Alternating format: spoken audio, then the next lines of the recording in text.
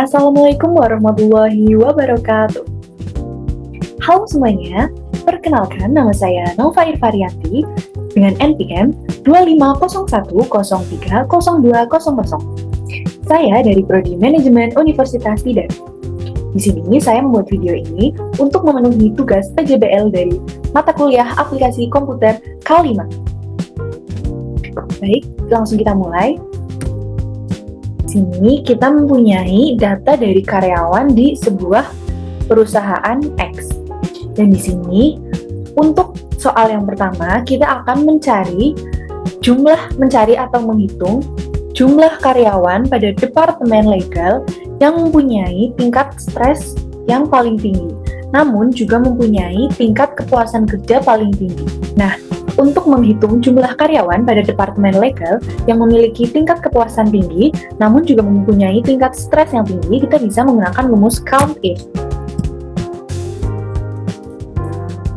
Nah, mengapa kita menggunakan rumus COUNTIF? Karena kita akan menghitung jumlah data dengan spesifikasi yang lebih dari satu. Jadi, ketika kita akan mencari atau menghitung sebuah data dengan spesifikasi yang lebih dari satu atau banyak, kita bisa menggunakan COUNTIF. Pada kasus ini, kita mencari data dengan spesifikasi dari departemen legal dengan tingkat stres yang tinggi, juga dengan kepuasan kerja yang tinggi. Jadi totalnya ada 3, maka dari itu kita menggunakan COUNTIF. Lalu untuk step pertama, kita bisa mengeblok untuk kolom G, yaitu kolom departemen. Kemudian titik koma, spasi, lalu kita blok untuk departemen yang kita cari, yaitu departemen legal. Titik koma, spasi, lalu kemudian kita cari kolom tingkat stres. Lalu untuk tingkat stres itu sendiri kita mempunyai angka dari 1 sampai 5, di mana semakin kecil angkanya justru memiliki tingkat stres yang semakin besar. Jadi untuk kasus ini kita mencari tingkat stres dengan angka yang paling kecil, yaitu 1.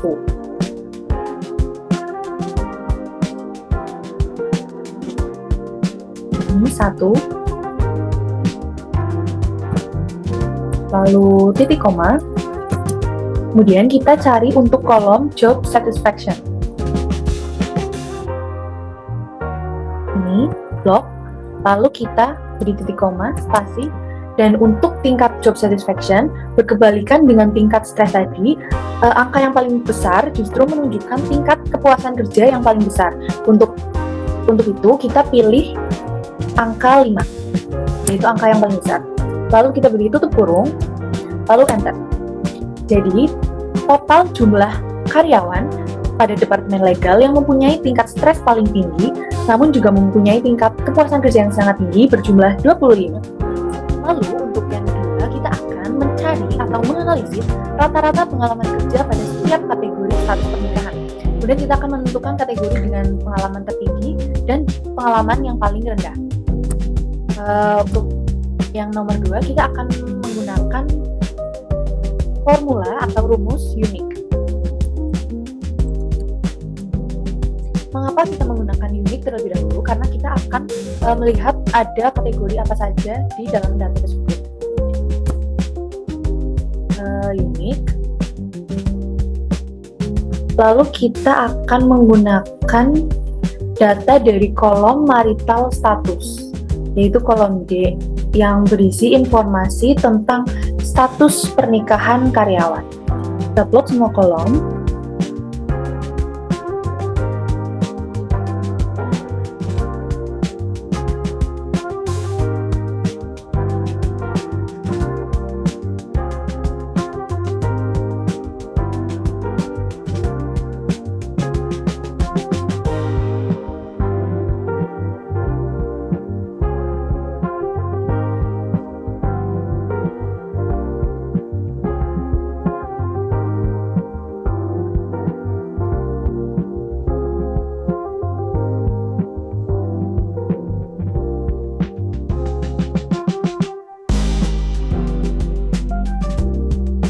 Lalu kita enter. Kalau kita tutup kurung, lalu kita enter.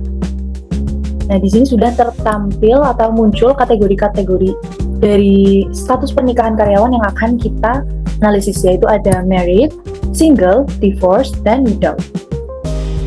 Untuk menghitung rata-rata dari kategori pertama, yaitu married, kita akan menggunakan fungsi average if.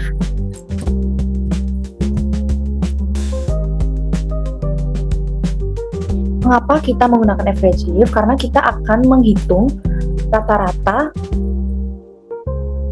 dengan spesifikasi yang tidak terlalu banyak, yaitu hanya kategori menikah dan experience.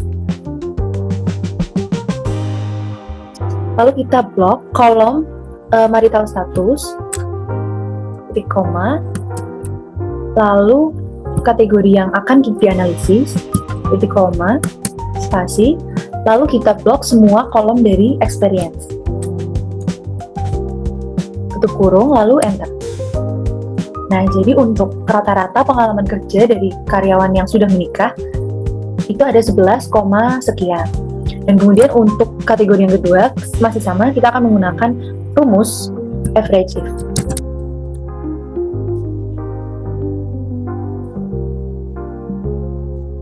Lalu seperti tadi, kita blok kolom marital status, titik koma, spasi. Karena ini kategori single, kita pilih kolom single. Titik koma, spasi, lalu kita blok kolom experience. Tutup kurung, enter. Jadi untuk pengalaman kerja dari karyawan yang masih single ada 5, sekian. Kemudian untuk karyawan divorce masih sama, kita akan menggunakan rumus average if.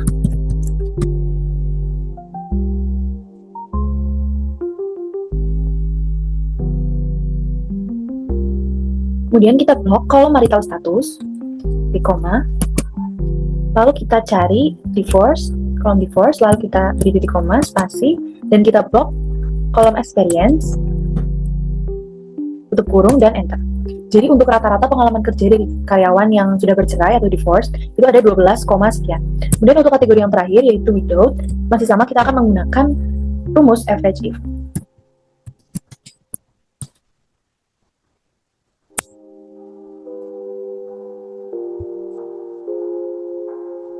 Lalu kita cari kategori widow. Kemudian kita cari kolom widow.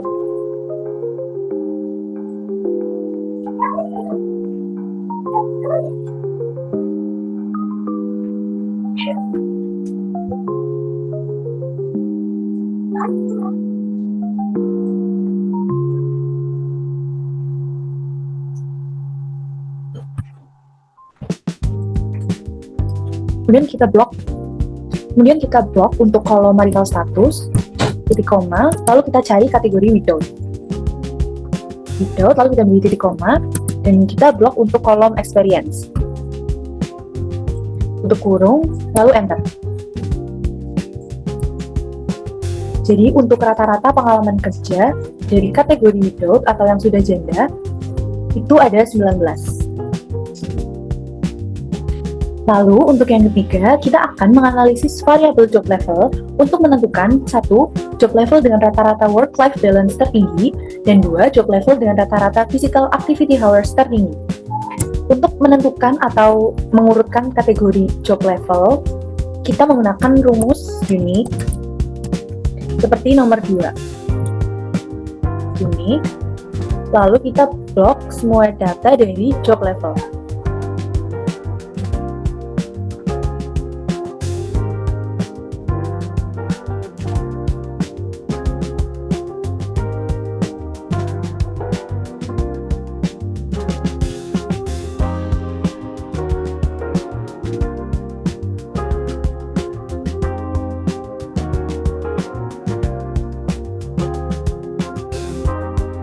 Setelah kita blok semua data, kita beri tutup kurung, lalu enter.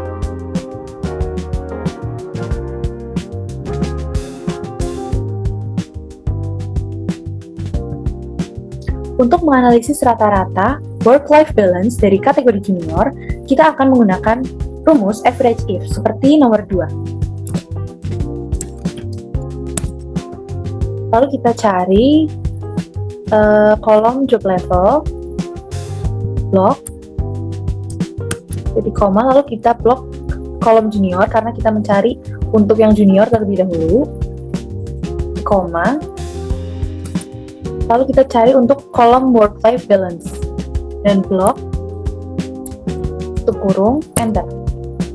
Jadi untuk rata-rata work-life balance dari kategori junior itu ada 3,05 sekian. Dan kemudian kategori yang selanjutnya masih sama seperti tadi, menggunakan rumus average.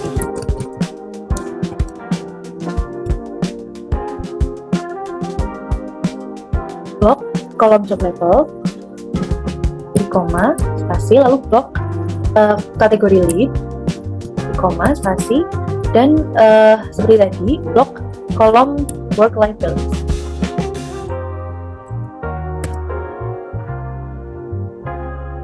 Kemudian masih sama seperti tadi, untuk kategori mid kita menggunakan average div.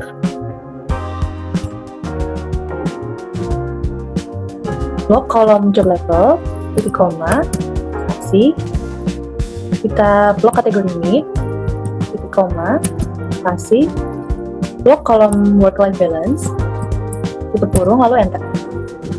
Kemudian kategori yang selanjutnya, senior, masih sama seperti tadi, menggunakan kategori average if. Blok semua kolom job level, titik koma, kolom kategori senior, blok kolom kategori senior, koma, spasi, lalu blok kolom work-life balance. Kemudian untuk kategori yang terakhir yaitu intern atau fresher masih sama, kita menggunakan average.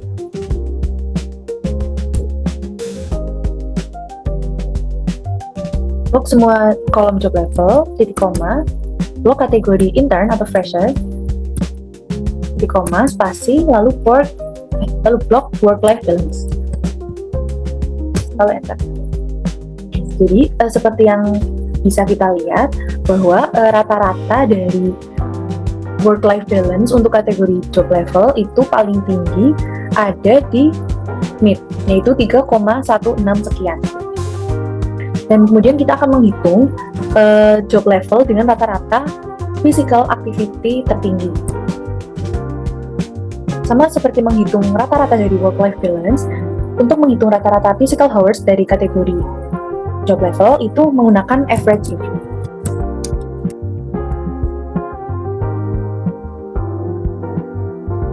Lalu kita cari kolom job level dan blok,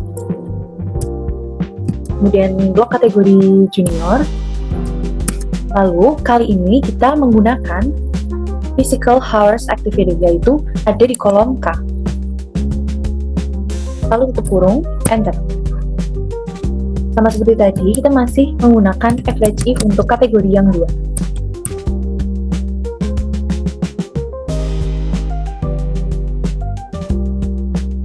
Blok kolom job level, titik koma, spasi, untuk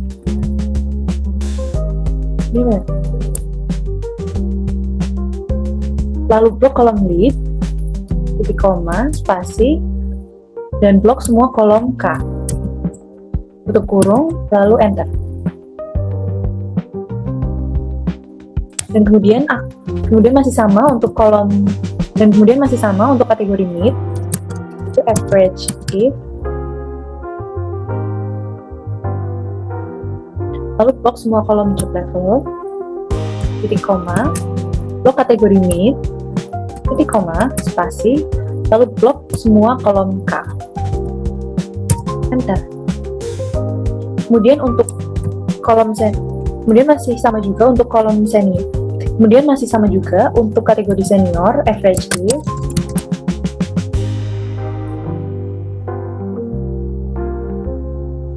Blok semua kolom job level, titik koma, spasi,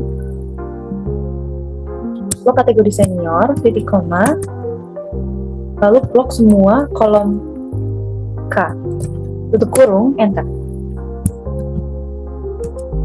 Dan masih sama juga untuk kategori yang terakhir yaitu intern atau freshman, kita menggunakan formula average.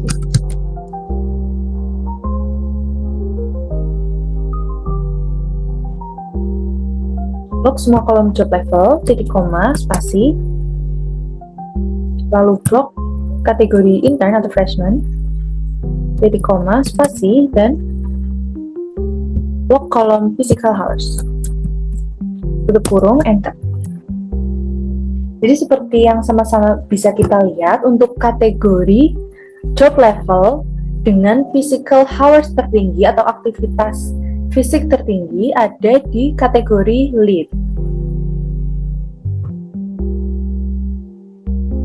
Lalu kemudian untuk yang nomor 4, kita akan membuat sebuah grafik batang yang akan menampilkan jumlah karyawan berdasarkan departemen. Dengan setiap batangnya itu dibagi berdasarkan kategori-kategori dari job level. Baik, untuk awalannya kita bisa memblok semua kolom dengan CTRL-A di blok, lalu kita pergi ke bagian insert. Kita pergi ke bagian insert, lalu pilih pivot table.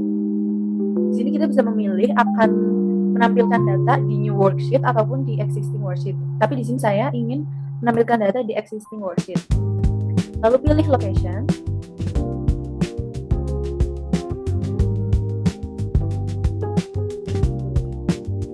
Location, lalu edit data, lalu pencet OK. Nah, di sini kita akan satu persatu memasukkan data-datanya, dimulai dari employee ID. Kita masukkan ke values, lalu job level. Kita masukkan ke columns, lalu departemen, kita masukkan ke rows. Lalu jangan lupa untuk sum of employee ID ini kita ganti menjadi count. Nah, jadi berubah jadi count of employee ID. Nah, di sini untuk datanya sudah selesai. Dan di sini kita bisa ubah data ini menjadi sebuah diagram batang. Kita bisa pergi ke insert, lalu kita bisa pilih kolom yang stacked column. Kita bisa pilih kolom yang stacked column. Oke, lalu di sini sudah bisa dilihat sudah ada agenda. Lalu kita di sini bisa nambahkan judul.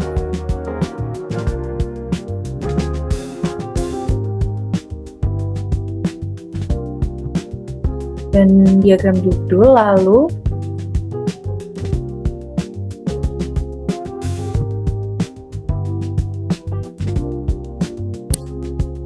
kita bisa pilih untuk menunjukkan jumlah dari kategori job level dengan menyonteng di data labels.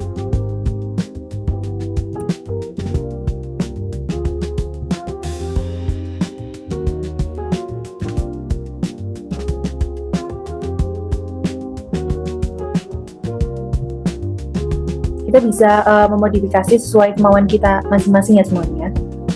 Di sini saya akan lebih perjelas. Baik.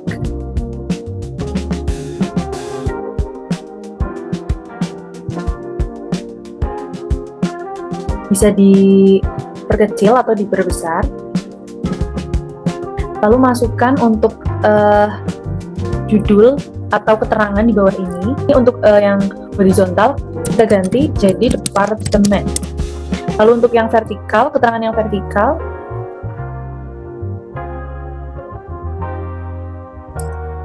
kita ganti jadi jumlah karyawan.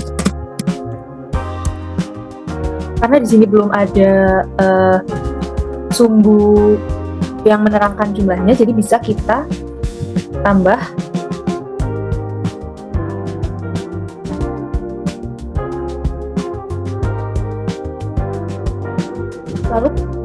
lalu karena di sini belum ada keterangan untuk jumlah karyawan, kita bisa pilih access lalu tambah primary vertikal. Nah, muncul. Lalu jangan lupa ganti untuk judul dari diagram ini.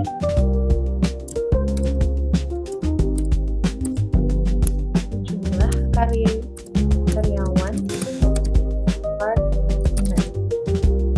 Dan di sini ada beberapa insight menarik yang bisa saya perhatikan dari diagram batang yang telah saya buat, yaitu jumlah karyawan terbanyak itu ada di Departemen IT. Ini tuh menunjukkan bahwa kebutuhan SDM itu besar di bidang teknologi di perusahaan tersebut. Lalu di sini juga bisa dilihat bahwa komposisi dari senior-senior itu cukup banyak, bahkan di setiap departemen. Bisa dilihat ya teman-teman, ada di IT cukup banyak, lalu di finance juga cukup banyak, di operations juga cukup banyak.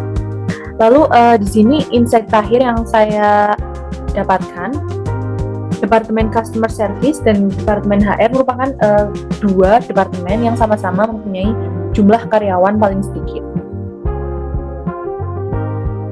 Kemudian kita akan beralih ke nomor 5, yaitu kita ingin membantu seorang analis untuk memahami lebih dalam faktor-faktor yang memengaruhi kepuasan kerja karyawan.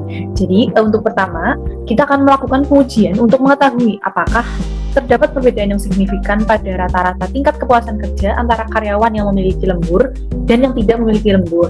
Jadi untuk yang pertama mungkin kita akan lebih memperdekat atau mempersempit data di kolom have overtime dan kolom job satisfaction.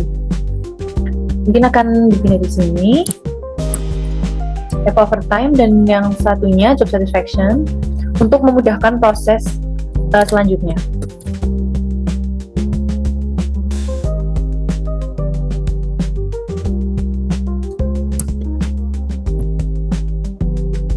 Kemudian untuk langkah selanjutnya kita bisa pergi ke data dan pilih menu advance. Untuk list range kita bisa blok semua data yang ini, yang have overtime dan job satisfaction. Dan kemudian untuk kriteria range kita bisa pilih yang have overtime true yang tadi kita sudah tulis. Lalu bisa pilih copy to another location. Sini aku mau copy di sini. Lalu jangan lupa OK. Dan di sini sudah tertera job satisfaction yang true memiliki have overtime. Kemudian kita lakukan hal yang sama ke have overtime yang false. Lalu untuk langkah selanjutnya masih sama, advanced filter. Lalu untuk list range-nya bisa di-block semua data. Kriteria range kita pilih have overtime yang false. Lalu bisa di copy to another location. Aku pilih di sini. Lalu jangan lupa pencet OK. Dan ini sudah tertera data-data job satisfaction yang memiliki overtime atau lembur. Nah, untuk memudahkan pembacaan ini bisa dihapus. Ini juga. Dan bisa diberi keterangan. Ini false.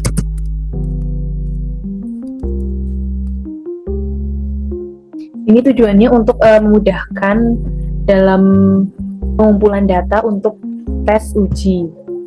Lalu lanjut ke tahap yang selanjutnya, itu kita bisa pergi ke data, lalu kita cari data analis. Kita pilih yang t-test to sample assuming unequal variances. Kita pilih OK. Lalu untuk variabel satu range-nya, kita pilih ini, true job satisfaction. Jangan lupa di blok terlebih dahulu semua datanya.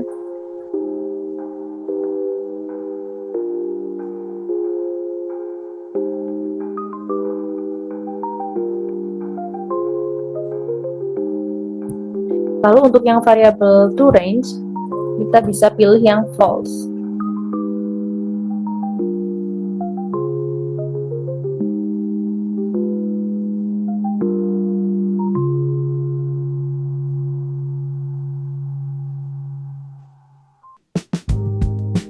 Lalu untuk label jangan lupa dicentang, dan alpha kita biarkan default yaitu 0,05, dan output range-nya aku pilih di sebelah sini. Lalu kita pencet OK.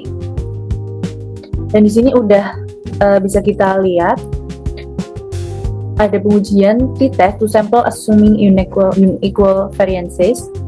Bisa kita rapikan terlebih dahulu.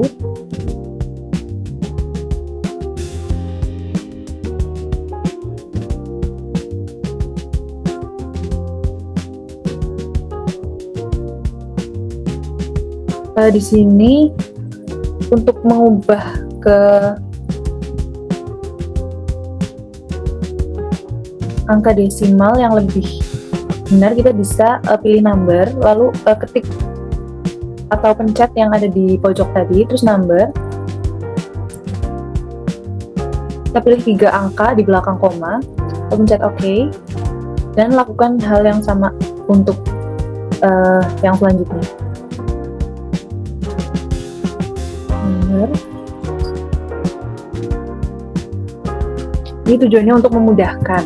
Jadi dalam pengujian ada kriteria pengujian uji independen sampel t-test menggunakan alpha 5%. Apabila p-value, ini value kurang dari 0,05 itu